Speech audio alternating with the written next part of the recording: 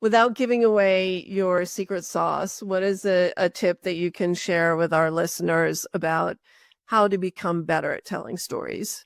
Well, I think you have to understand that stories aren't these big, highfalutin things that have long and winding roads. I mean, of course they can, but stories can be a tip. Stories can be people come to stories for a little gossip. So if you can give them a little gossip, um, and they're looking for knowledge, and stories are a means to conferring authority and relevance.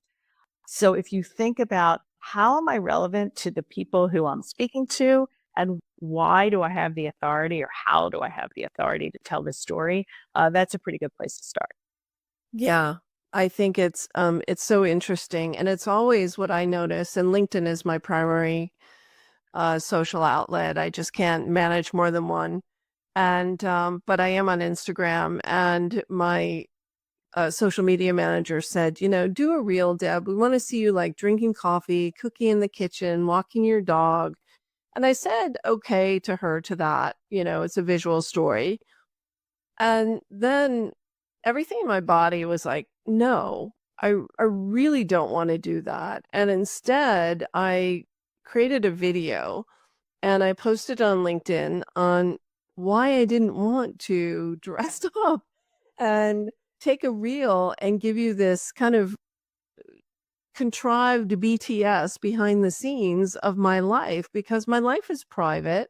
I really enjoy those moments. I was born in a generation that didn't have cell phones, right? So we're not selfie natives, right? So we're not selfie natives. And I like private moments with my family without feeling the pressure to record them. And that one video opened up such a huge conversation around that concept. And I probably got more impressions, more comments, more conversation, more connection out of telling that story than I would have doing a behind the scenes video. So I'll tell you why.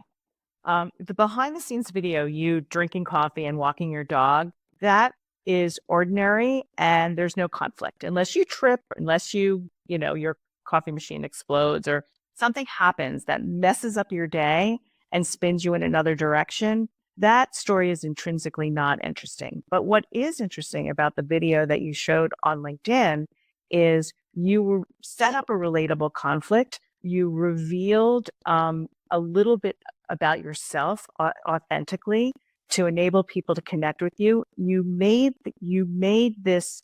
Had a distinct point of view, right?